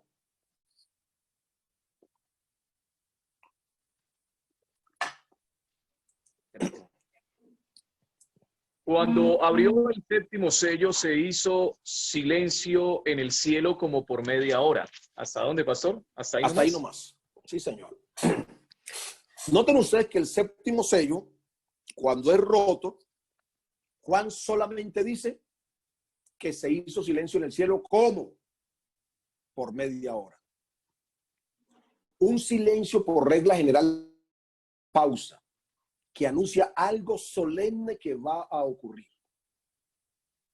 Ese silencio que se produce como por media hora hace que los 24 ancianos, los 4 seres vivientes y todas las huestes celestiales interrumpan sus alegres alabanzas al que está sentado en el trono y se quedan callados como a la expectativa. Ese silencio es como cuando digamos, usted ve que empieza una tormenta y de pronto un silencio. Y luego viene la tormenta. Es como el silencio que precede a la tormenta. Este sello está en contraste con la séptima trompeta, que cuando es tocada, entonces se rompe el silencio y los 24 ancianos irrumpen nuevamente en alabanza. Es decir, que cuando se rompe el séptimo sello, se guarda silencio, y cuando se toca la séptima trompeta, entonces vuelven la alabanza en el cielo. El silencio no es en la tierra, el silencio es en el cielo. Por eso este sello es el más importante, porque después de su ruptura, se tocan las trompetas de juicio y se derraman las copas de la ira. Jesús de Nazaret. Mucho se ha especulado con respecto a la interpretación de este sello. Y vamos a mirar cómo podemos nosotros interpretarlo. El séptimo sello se ha dicho que es el preludio de algo espantoso. Es una expectativa para dar tiempo a que aparezcan los próximos actores en la escena. Es algo sobrecogedor que marca un contraste con las alegres notas de los ancianos, los seres vivientes y los millares de ángeles, los cuales le cantan al Cordero, porque ahora ellos guardan silencio. Este silencio es por causa de la enormidad de lo que se avecina. El silencio va en relación con el mensaje de los 7 truenos. ¿Ustedes recuerdan? Que 7 truenos emitieron sus voces y cuando Juan fue a tomar nota le dijeron: no escribas, no señor. Eso es para el tiempo del fin. Es decir, para los días de la tribulación se conocerá lo que dieron los 7 truenos. Juan se murió y nunca reveló lo que escuchó, porque le dijeron: no lo escribas. En ninguna carta a Juan se le soltó. Si hubiese sido Arley o hubiese sido yo, de pronto uno hasta, ¿cierto? De pronto uno por ahí a la esposa le hubiera dicho: hombre, mira, es que yo he escuchado 7 esos 7 truenos. ¿Y sabes qué dijeron? Uno les comenta, porque si yo me muero, pues algo que le quede a la posteridad. Juan no le dijo nada a nadie. Y se murió. Y lo enterraron. Y eso quedó en silencio.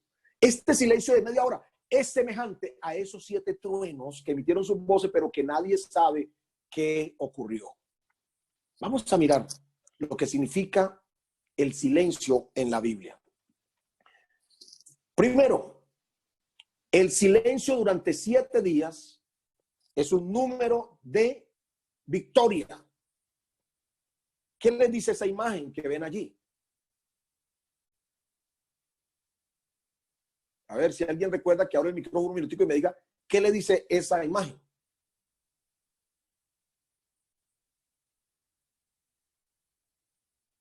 No hay nadie que me interprete esa imagen. ¿Qué dice? Los muros de Jericó, pastor. Por supuesto. Representa cómo los israelitas alrededor de los muros de Jericó dieron una vuelta por día, por espacio de 6 días, pero al 7º día dieron 7 vueltas y los muros cayeron. Durante los 6 días primeros, ellos dieron vuelta en silencio y al 7º día gritaron, rompiendo su silencio, y los muros se vinieron a plomo. Es decir, que guardar silencio por 7 días representa victoria. Ya se va a dar cuenta por qué le estoy hablando de silencio por 7 días, mientras que el texto nos dice que fue como por media hora. Ya les explicaré. Número 2. El silencio por 7 días es señal de duelo. A ver, otro que abre el micrófono y me diga qué ve en esa imagen. ¿Qué le recuerda? La muerte de Jesús. La muerte de Jesús. ¿Qué más le recuerda? ¿Qué otro?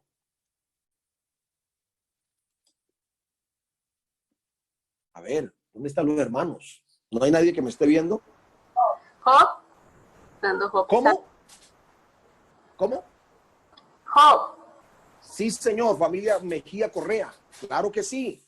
Representa a Job y sus amigos.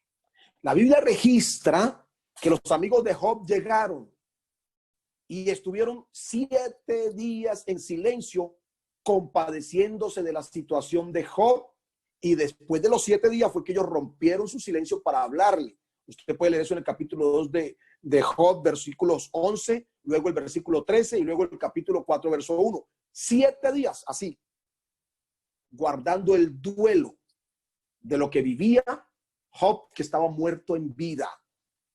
Número 3. El silencio ahora, como por media hora, representa un tiempo que determinado. Juan afirma que el silencio duró como cerca, casi media hora. Creo que eso es un tiempo terrenal, porque en el cielo no existe el tiempo. El cielo es un eterno presente. La noción del tiempo no cuenta ya. El tiempo cuenta en la tierra y en esta dimensión. Y si se habla de casi media hora, es porque se toma la medida de tiempo de la tierra. Y les voy a invitar a los matemáticos que tenemos aquí para que me hagan una cuentica. Ese silencio como por media hora es un tiempo real determinado de la tierra. ¿Listo? Vamos a hacer cuenticas. Vamos a tomar un día y lo dividimos por hora. ¿Cuántas horas tiene un día? A ver, otro que abra allí rapidito y me diga si tomamos un día y lo dividimos por horas, ¿cuántas horas tiene un día? 24 horas. Ok, hermano Vargas, 24 horas. Muy bien. Entonces vamos a mirar. Tenemos 24 horas. Perfecto. Ahora, si nosotros tomamos esas 24 horas, escúcheme bien, si tomamos esas 24 horas y las dividimos a su vez en medidas de medias horas, allí lo voy a poner, medidas de media hora, ¿no? 30 minutos y 30 minutos equivale a 1 hora. Si tomamos las 24 horas y las dividimos por medias horas, ¿qué pasaría entonces? Resulta que esas medias horas, amén, nos vamos a dar cuenta que al contar de media en un orden secuente, la última media del día nos dará un resultado.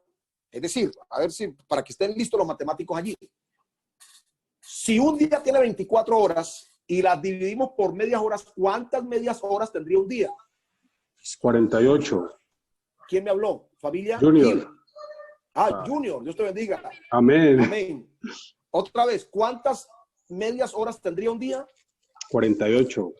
48. Es decir, que si tomamos las 24 horas del día, las dividimos en medias horas, ¿a cuánto equivaldría media hora de un día? Equivaldría a 48ava parte. La 48ava parte de un día es media hora. ¿Me están siguiendo, verdad? ¿Aló? ¿Me están siguiendo, verdad? Eso indica entonces que si media hora es la 48ava parte de un día, entonces, ¿a qué hace referencia cuando dice que se hizo silencio en el cielo como por media hora? Es decir, por la 48ava parte de un día. Ahora, tendríamos que tomar, como estamos haciendo matemáticas desde lo que se le mostró a Juan, Juan era judío, amén, y allá el calendario judío se tomaba con el calendario lunar, y yo les decía que el calendario lunar tenía 360 días, porque cada mes tenía solo 30 días. Entonces vamos a hacer la operación. Un año de 360 días israelita, judío, ¿verdad? ¿Qué hacemos nosotros con ese día? Lo vamos a dividir por la 48ava parte de un día para darnos cuenta a cuánto equivale, amén, media hora, entre comillas, durante 360 días que tiene el año. Vamos a hacerlo. Tomemos los 360 y lo dividimos por la 48ava parte de un día. ¿Y cuánto nos da? 7.5. Oh, es decir, que si nosotros durante esos 360 días vamos sacando de media hora cada día de los 360, nos va a dar 7 días y medio. ¡Wow! Tomando como base el año israelita de 360 días, dividiéndolo por la 48ava parte, nos va a dar 7.5 días. En otras palabras, estimados hermanos, cuando se rompe el séptimo sello, que se hace silencio en el cielo como por media hora, tomando el año lunar de los judíos, diría que Dios va a esperar, va a abrir un espacio de 7 días y medio, es decir, de una semana, dándole tregua a los hombres para que se arrepientan. Y ese silencio en el cielo es la expectativa a ver qué pasa. ¿En qué momento los hombres van a volverse a Dios? Y esto tiene una base bíblica. En Génesis, hermano Luis, Génesis capítulo 7, verso 4, por favor. Amén.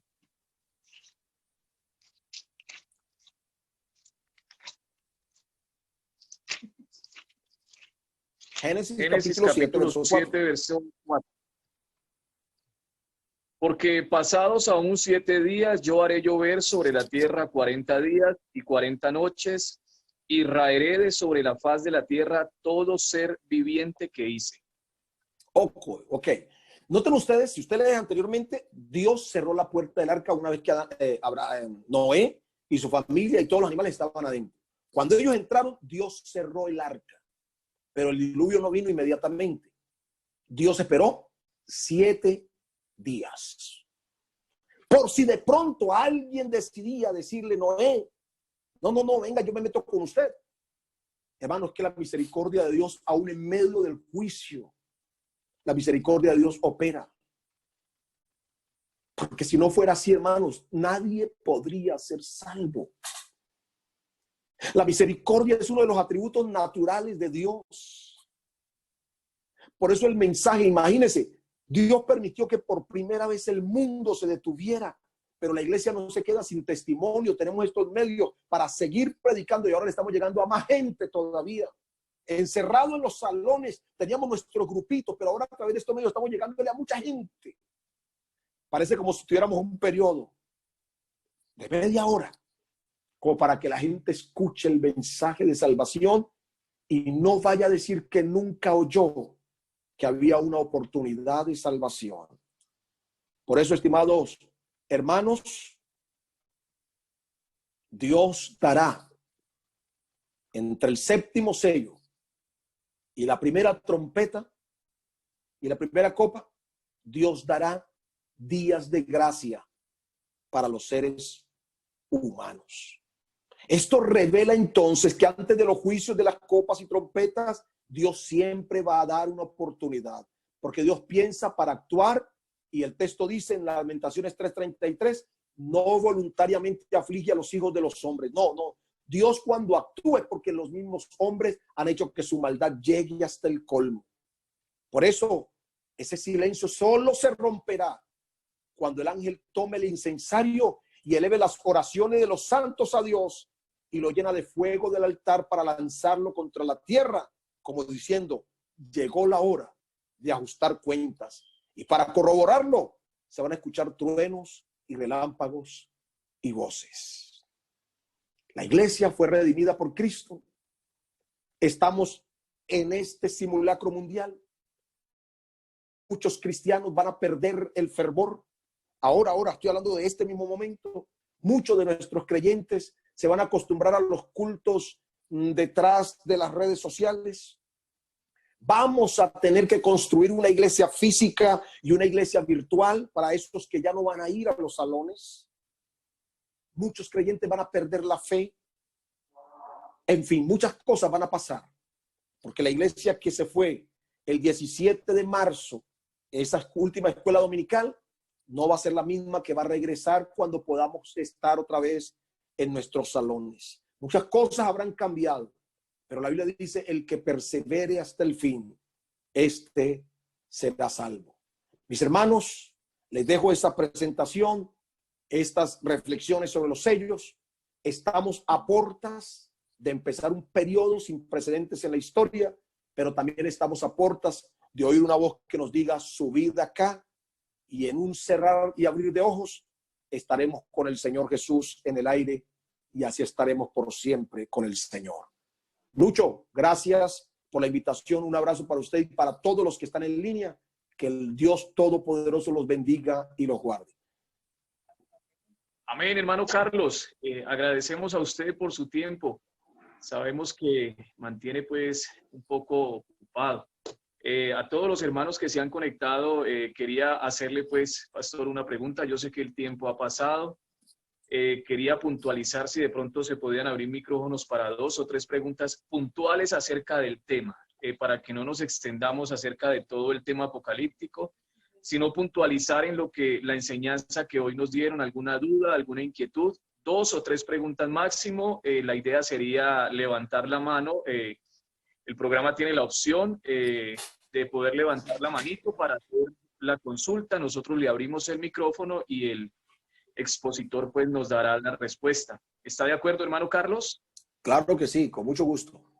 Bueno, muchas gracias. Entonces, si alguien tiene una pregunta relacionada con el tema que se trató, entonces le vamos a pedir el favor que levante la manito para poderla presentar pues al hermano Carlos y escuchar la respuesta. Solamente relacionada con el tema para que no nos extendamos y no nos ampliemos.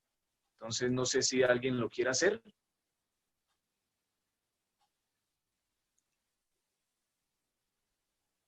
Parece que a todos les quedó completamente claro.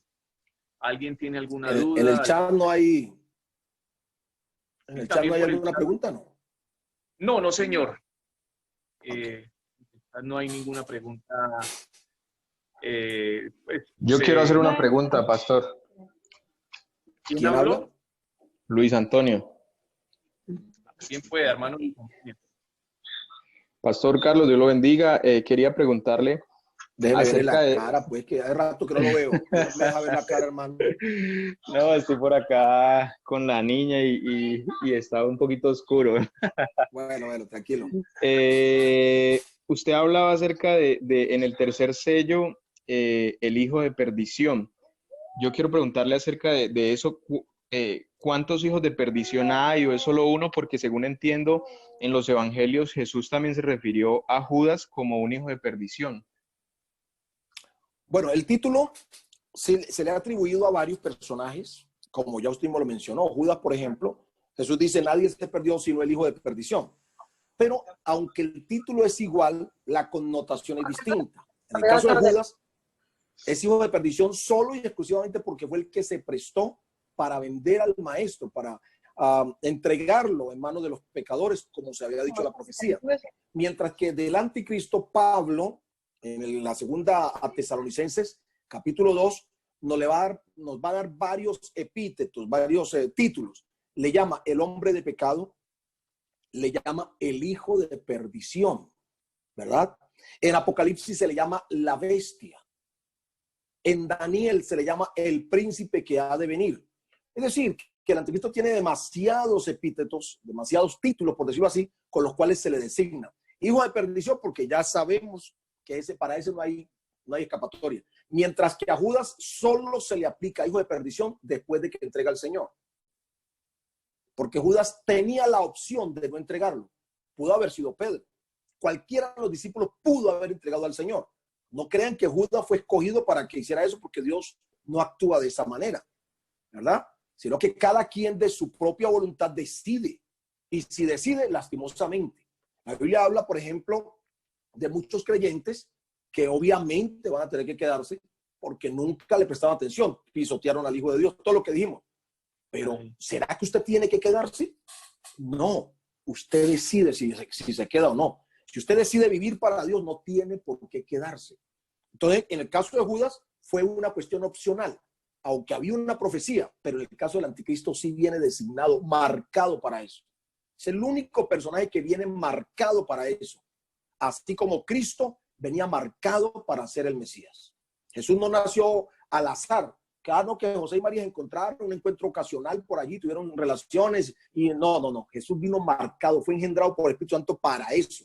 Y eso le dijo él a Pilato: para esto he nacido y para esto he venido al mundo. Con el hijo de perdición va a pasar igual. Otra pregunta. Amén. Muchas gracias. Con gusto. Amén. El hermano Andrés Villa tiene una pregunta para hacer, perdón. Vamos a escuchar al hermano Andrés. ¿Puede habilitar el micrófono? Dios les bendiga. ¿Me oyen ahí? Sí, señor. Sí, señor. Hola Luis, Dios te bendiga. Hablas con César de Cross. Amén, hermano. Dios lo bendiga. Amén. Hermano, una pregunta. Cuando dice que la gran multitud, donde dice de pie con palmas en las manos, ¿ahí está la iglesia? Bueno, yo aclaré y dije que ese grupo no es la iglesia, porque las características que presenta son totalmente diferentes a la iglesia. Primero, ese grupo está de pie, lo que indica que todavía no han terminado su labor, mientras que la iglesia para ese momento ya habrá sido arrebatada. Si los 24 ancianos representan los salvos del Antiguo y del Nuevo Testamento, entonces la iglesia ya estará sentada, incluso con sus coronas, ya habrá pasado del tribunal de Cristo, mientras que estos todavía están de pie. Dos, tienen palmeras en sus manos. Está indicando que apenas están como dándole la bienvenida a Jesús a sus vidas, con diferencia de los 24 ancianos que se postran y colocan las coronas delante del que está sentado en el trono. Tres, la iglesia ha pasado por muchas tribulaciones, mientras que este grupo sale de la gran tribulación. Claro está que se parece, porque son de todas las etnias, todas las tribus, todos los pueblos, pero no es la iglesia. Amén. Amén. Amén, hermano Carlos. Muchas gracias. ¿Alguna Otra pregunta, ya estamos cerrando. ¿Alguien tiene una última pregunta para que levante la mano? Ya vamos culminando el espacio que se abrió. La manito que sale aquí en la opción de participantes, en la opción de más. Ahí está la opción de levantar la mano para poder formular la pregunta. ¿No hay más preguntas entonces?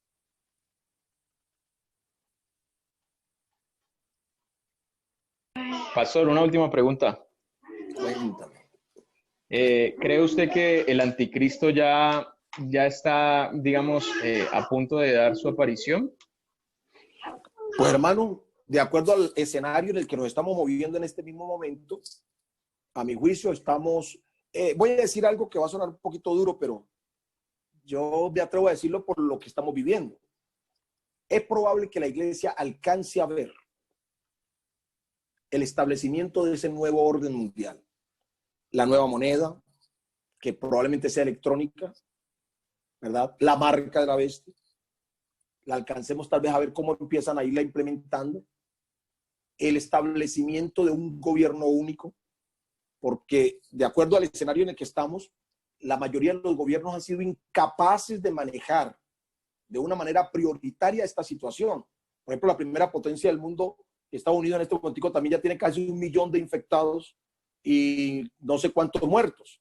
Eso indica que han sido incapaces de manejar una crisis mundial como esta, fuera de lo que viene en la parte económica.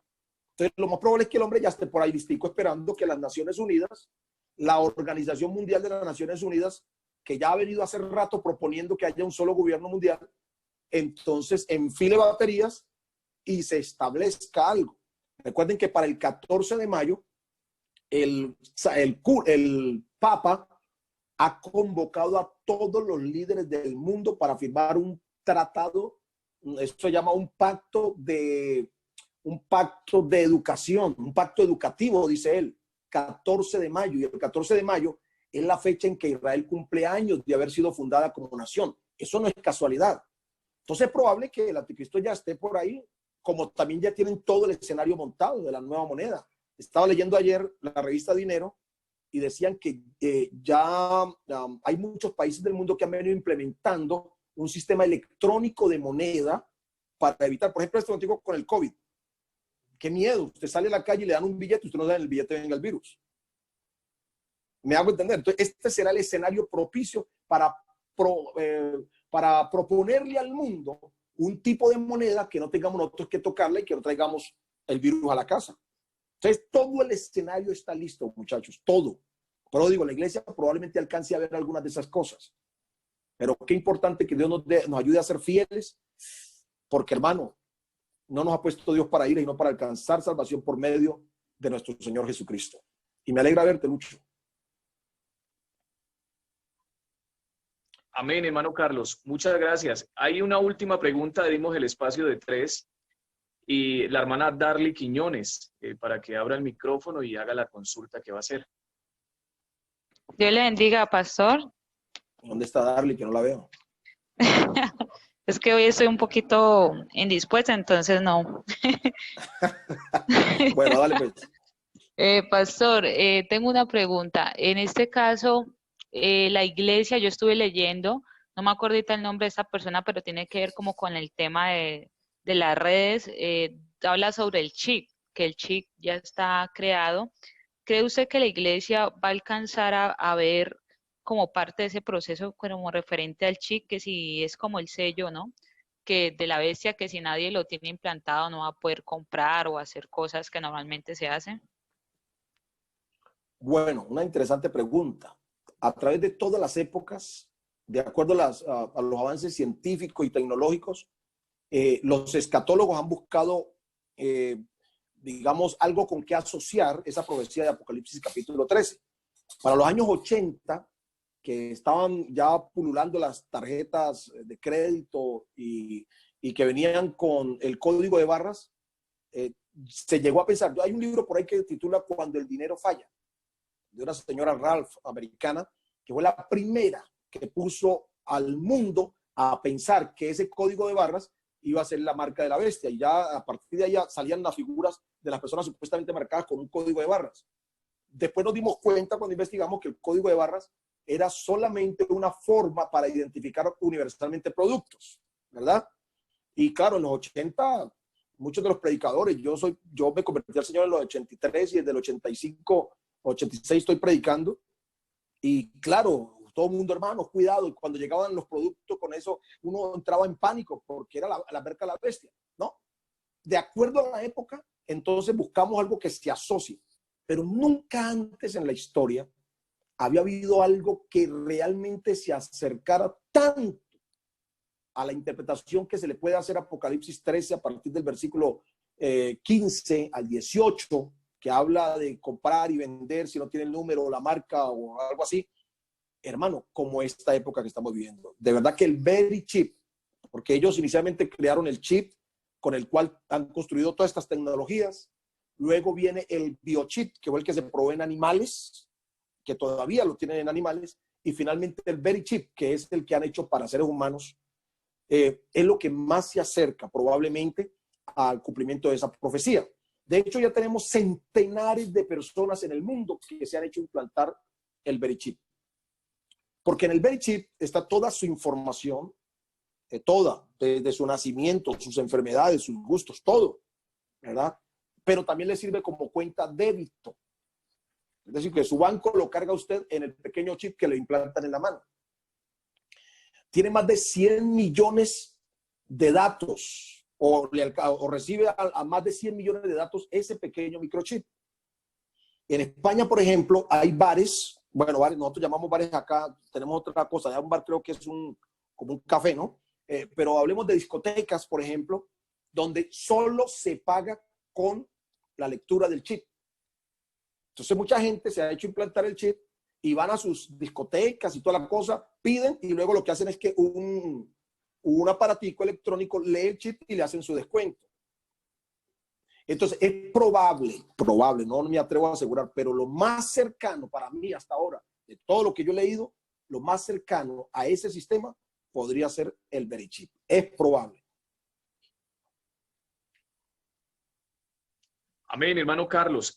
Bueno, dijimos tres preguntas se formularon, sus respuestas también. Si hay alguien más, con mucho entonces, gusto. ¿Alguien más quiere de pronto hacer una pregunta? Aprovechemos la ganga. Aprovechemos la promoción. ¿Alguien más tiene una consulta? La hermana Darly nuevamente. Bien puede, hermana Darly. Bueno, pastor, una última consulta. La Biblia dice que cuando sea predicado el evangelio a todo el mundo, pues hasta lo último de la tierra, vendrá el fin. Pues para escribir en el chat. Tan cansó, me salió. Sí, entonces... Un momento, por favor. Vamos a cerrar los micrófonos para poder escuchar bien la pregunta de la hermana Darly y de ahí pues la respuesta. Hay otra pregunta también que quiere hacer la familia Correa. Bien puede, hermana Darly. Sí, consultaba que la palabra del Señor dice que cuando llegue el evangelio hasta lo último de la tierra vendrá el fin.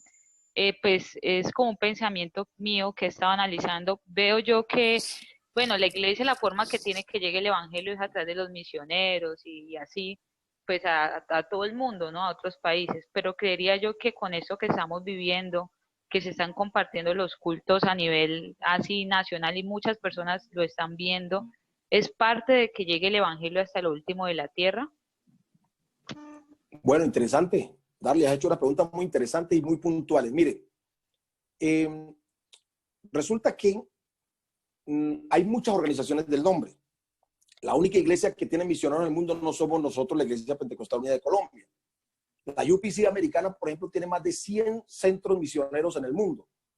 La Asamblea Apostólica de la Fe en Cristo Jesús americana y la mexicana tienen misiones en muchas otras partes del mundo, ¿verdad? Y así sucesivamente, si pudiéramos nombrar, por ejemplo, la Yan Jesús. La iglesia nuestra ecuatoriana tiene misioneros en varias partes del mundo. Los chilenos del nombre tienen misioneros. Es decir, que esto es una cadena de misioneros en todo el mundo llevando la palabra. Pero hay lugares muy remotos, muy difíciles, tal vez por la forma de gobierno que tienen, que son tan cerrados. Las redes sociales llegan donde no puede llegar ninguna persona. Yo pienso, como le decía ahora, que este medio que Dios nos ha permitido utilizar, ahora le estamos llegando a mucha más gente que a las personas que iban y se encerraban con nosotros en el salón. Quizá Dios ha permitido esto que estamos viviendo para que se acelere la predicación. Como quien dice, no miremos las cosas desde la perspectiva de la ira de Dios sobre la tierra. Miremoslas desde la perspectiva de un hombre que está enamorado y se quiere casar rápido porque quiere tener a su esposa, quiere estar con ella. Parece como si el Señor anhelara ya tener su iglesia con él.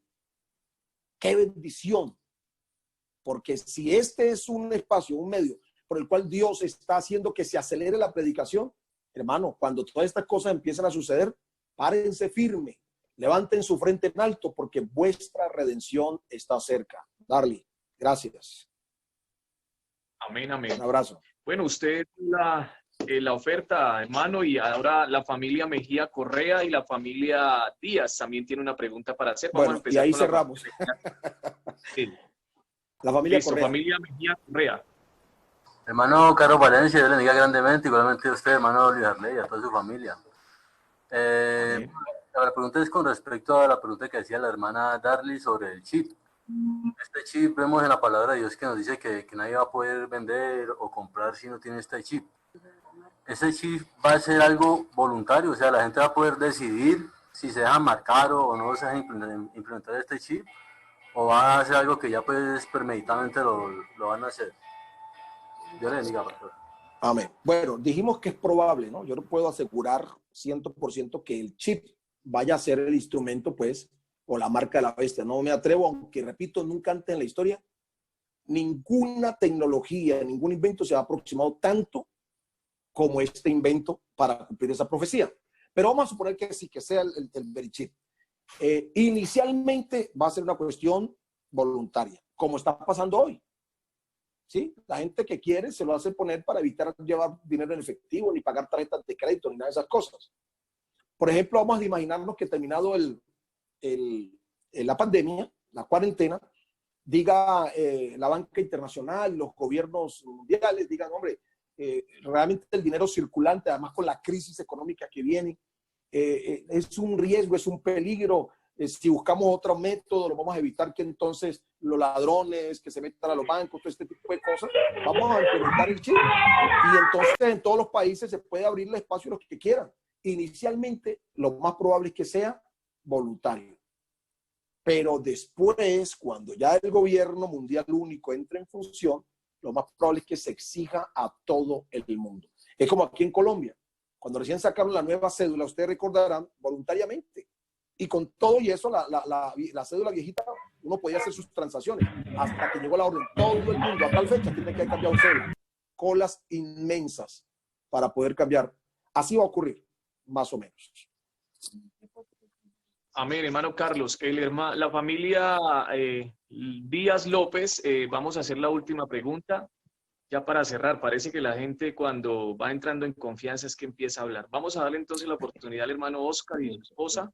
Y con esta pregunta. Habla ahí siempre y habla con la ¿Y dónde está Oscar? Ah, ya lo oí. Quitar. Sandra, bendiciones. Dios bendiga. Saludos. Pastor, ahorita usted lo escuchaba decir que el anticristo probablemente ya está. También escuchaba a varios pastores decir que el personaje este anticristo y hombre de perdición, lo más probable es que ya esté en la escena, es decir, ya esté en el mundo. La pregunta es, ¿este hombre es judío y tiene que ver algo con Roma? Bueno, ¿cómo les parece que yo estoy dándole una revisión al tema de las 70 semanas? He estado leyendo porque me ha inquietado un poquito que nosotros hemos hecho, cuando se interpreta las 70 semanas, se hace mucho énfasis en el príncipe que ha de venir, que supone que es el anticristo. Pero para Daniel no era tan importante el príncipe, sino el pueblo. Porque el texto dice, y el pueblo de un príncipe que ha de venir destruirá. No es el príncipe el que iba a destruir la ciudad, sino el pueblo del príncipe. Ahora la pregunta es, ¿quién cumplió esa profecía? Si uno lee la historia, esa profecía se cumplió en el año 70 después de Cristo. Es decir, 40 años después de Cristo haber muerto, los romanos, el ejército romano invadió, o mejor, sitió la ciudad de Jerusalén, derribó el templo, mató 1 millón de judíos, otros fueron dispersos y todo lo que Jesús dice en Lucas capítulo 21 se cumplió. Entonces el pueblo del príncipe es Roma, porque Roma fue el imperio que sucedió después al imperio que estaba presente cuando Daniel recibe la revelación. Recuerden que eran la coalición de los medos y los persas, luego vienen los griegos y finalmente viene la bestia espantosa y terrible que es Roma. Entonces, es probable que el anticristo sea de origen judío, porque para presentarse como un Cristo deberá ser judío, pero tendrá cierto poder, amén, tal vez su nacionalidad sea romano, probablemente algo tiene que ver con la ciudad de Roma. Es probable, porque habla del pueblo del príncipe que ha de venir. ¿De acuerdo? Más o menos. Amén, hermano Carlos. Bueno, ya la promoción se cerró. Agradecemos a usted por su tiempo, a cada hermano y a cada amigo que tuvo a bien conectarse. Yo creo que fueron 2 horas muy bien invertidas, Por eso quiero, pues, a modo personal, pedirle a todos los hermanos que están conectados, ya para terminar este programa, vamos a hacer una oración agradeciendo a Dios, pero también vamos a presentar a nuestro Señor Jesucristo, al pastor Carlos Antonio Valencia, para que Dios lo guarde, lo siga ayudando, siga enriqueciendo cada día más su ministerio, ya que se convierte, pues, en un instrumento útil para muchos de nosotros. Entonces queremos orar a favor suyo, hermano Carlos. Para esto quiero pedirle, pues, a todos los que están conectados que me acompañen en esta oración. Y ya terminada esta oración, de esta manera, pues, culminamos esta reunión en donde agradecemos nuevamente a cada uno de ustedes. Vamos entonces, toda la familia en Cristo, a orar agradeciendo a Dios y a presentar también a nuestro hermano Carlos Valencia por su tiempo y por su dedicación.